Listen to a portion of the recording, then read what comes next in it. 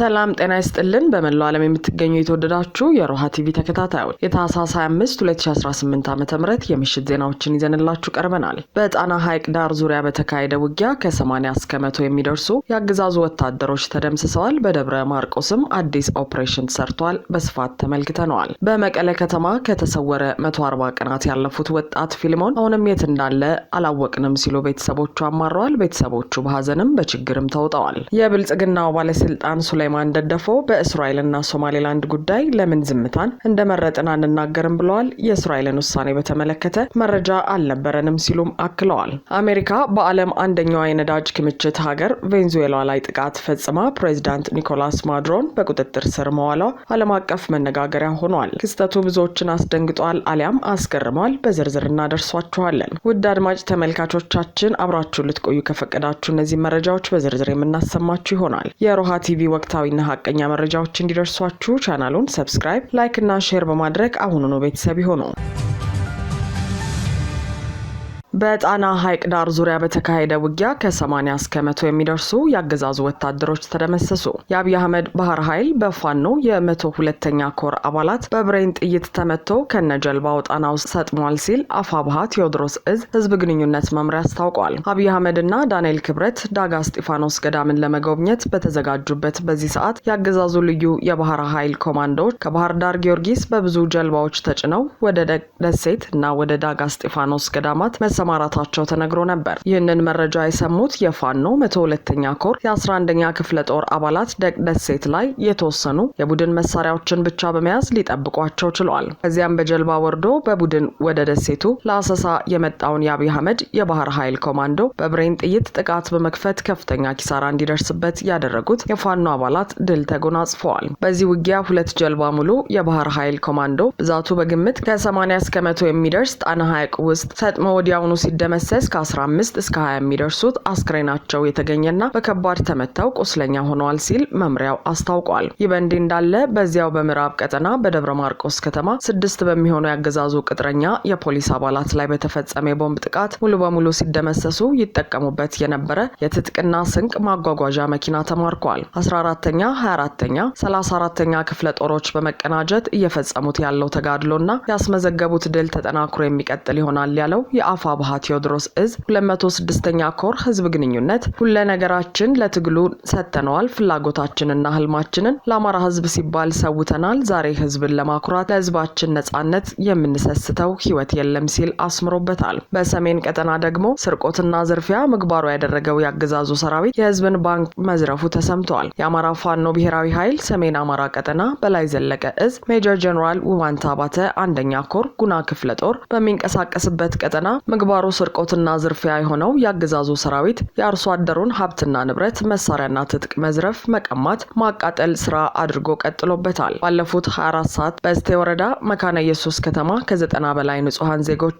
የፋኖ ቤተሰብ ናችሁ ከፋኖ ጋር ትሰራላችሁ በማለት አንድ ማዳበሪያ መጋዘን ውስጥ በማጎር እየደበደበና እያሰቃያቸው ሲሆን በተጨማሪም ፋርጣ ወረዳ አለም ሳጋ አካባቢ የነበሩ አርሶ አደሮችን ወደ ደብረ ታቦር ከተማ እየደበደበ ወስዶ ማሰሩ ታውቋል።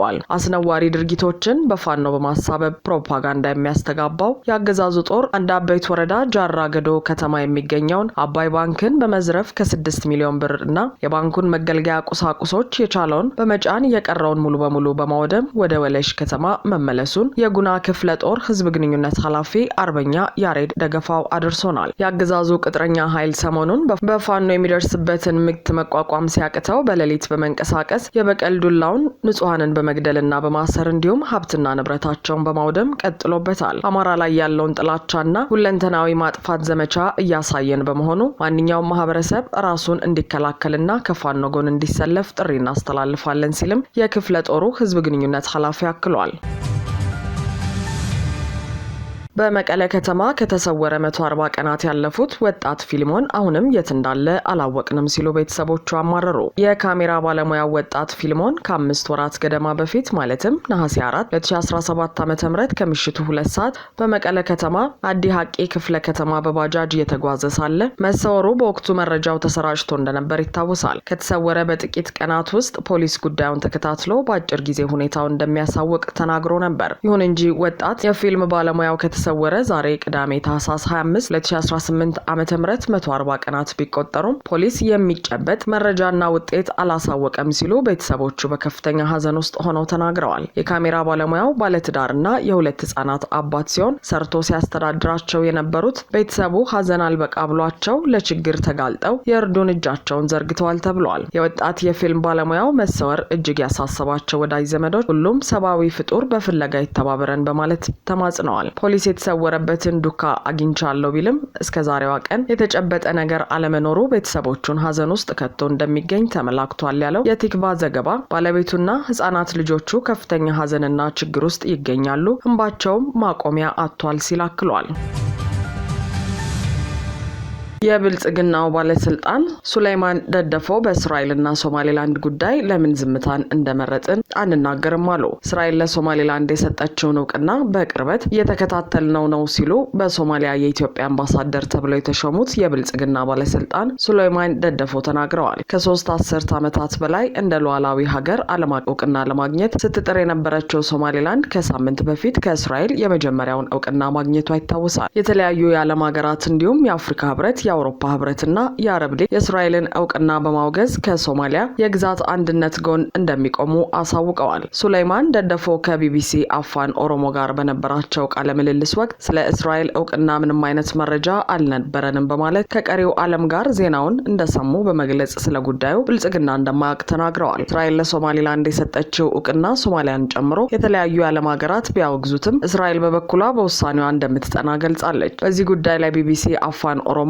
ለሱሌይማን ደደፎ ያቀረበላቸውን ጥያቄ ሲመልሱ ይህ ወደፊት የምናየው ጉዳይ ነው ብለዋል። የብልጽግና ቡድን በእስራኤል እውቅና ይስማማ እንደሆነ ሲጠየቁ እስራኤል ስለያዘችው አቋም ምንም እውቅናው አልነበረንም፣ በዚህ ጉዳይ ላይም ዝም ያልን ብቸኛ አገርም አይደለንም ሲሉ መልሰዋል። እስካሁን ድረስ በርካታ ዓለም ሀገራት ታላቅ ጥረት ማድረጋቸውን አይተናል። እኛም ብቻ ለምን ትኩረት አድርገው ይጠይቁናል? ጎረቤት ሀገራት ብቻ አይደሉም፣ ሌሎች ሀገራትም አሉ። ስለዚህ ምንም የሚጠየቅ ነገር የለም፣ ለሁሉም ነገር የወደፊቱን ነው የምናየው ብለዋል።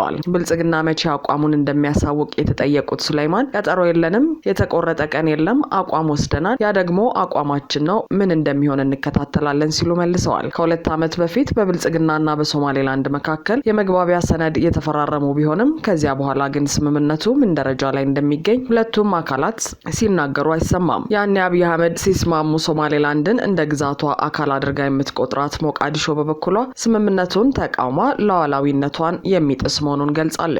ሁለቱ አካላት ወደ ወታደራዊ ፍጥጫ ይገባሉ ተብሎ በሚፈራበት ቱርክ ጣልቃ በመግባት ስምምነት እንዲፈራረሙ ማድረጓም ይታወሳል።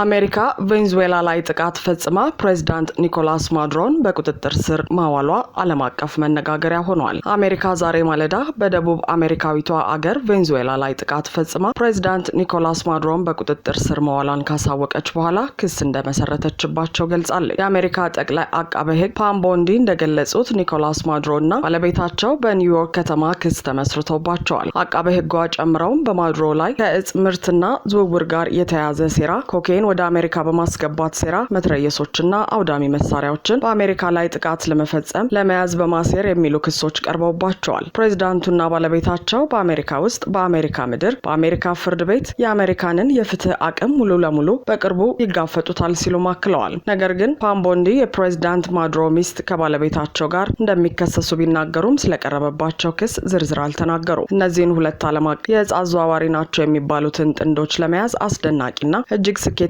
ተልእኮን የፈጸሙትን ጀግኖች ወታደሮቻችንን አመሰግናለሁ ብለዋል አቃቤ ሕጓ። የአሜሪካው ፕሬዝዳንት ዶናልድ ትራምፕ ሀገራቸው ቬንዙዌላ ላይ ሰፊ ጥቃት መፈጸሟንና መሪውን ፕሬዝዳንት ኒኮላስ ማዱሮንና ባለቤታቸውን መያዟን ማስታወቃቸው የዛሬ ዓለም አቀፍ መነጋገሪያ ጉዳይ ሆኗል። ሁለቱ ሀገራት ጦርነት ይገጥማሉ ተብሎ ሲጠበቅ አሜሪካ አቅሟን ተጠቅማ የቬንዙዌላውን ፕሬዝዳንት መያዟ አስገራሚ ተብሏል። ትራምፕ በትሩዝ ማህበራዊ ትስስር ገጻቸው ዩናይትድ ስቴትስ ውጤታማ የሆነ ሰፊ ጥቃት በቬንዙዌላና በመሪዋ ላይ ፈጽማለች። ፕሬዝዳንት ኒኮላስ ማዱሮ ከባለቤታቸው ጋር ተይዘው ከሀገር ውጭ እንዲወጡ ተደርጓል ብለዋል። በአሜሪካ የቢቢሲ አጋር የሆነው ሲቢኤስ የአሜሪካ ጸረ ሽብር ጦር ፕሬዝዳንቱንና ባለቤታቸውን በቁጥጥር ስር መዋሉን ዘግበዋል። ትራምፕ በማህበራዊ ድረገጻቸው ላይ ተልእኮው በአሜሪካ የህግ ማስከበር መሰረት ተካሂዷል፣ ዝርዝሮች መውጣታቸውን ይቀጥላሉ በማለት በመኖሪያ ቤታቸው መግለጫ እንደሚሰጡ ጠቁመዋል። የቬንዙዌላ መንግስት እስካሁን የፕሬዝዳንቱን መያዝ በሚመለከት ማረጋገጫ አልሰጠም። አሜሪካ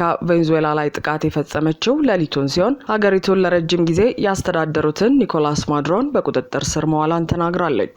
አሜሪካ ላለፉት ጥቂት ወራት የቬንዙዌላው ፕሬዝዳንቱ በአደንዛዥ እጽ ዝውውርና ህገወጥ በሆነ መልኩ ስልጣንን በመያዝ ስትከስ ሰንብታለች። የቬንዙዌላ መንግስት ብሔራዊ የአስቸኳይ ጊዜ አዋጅ አውጇል። ማዱሮ በቁጥጥር ስር የዋሉት በልዩ የጸረ ሽብር ጦር መሆኑን ሮይተርስ ዘግበዋል። የቬንዙዌላ መከላከያ ሚኒስትር ቭላድሚር ፓድሪኖ ነጻ ገለልተኛና ሉዓላዊ የሆነችው ቬንዙዌላ የውጭ ጦር መገኘትን ትቃወማለች፣ ይህም በወራሪው ኃይል ላይ ሞት፣ ህመምና ውድመት ብቻ የሚያመጣ ነው ብለዋል። ሚኒስትሩ ዛሬ ክንዳችንን እናፈርጥም፣ አንድ እንሁን፣ በህዝባችን አንድነት ውስጥ ለመታገልና ለማሸነፍ ጥንካሬ ላይ እንገኛለን ብለዋል።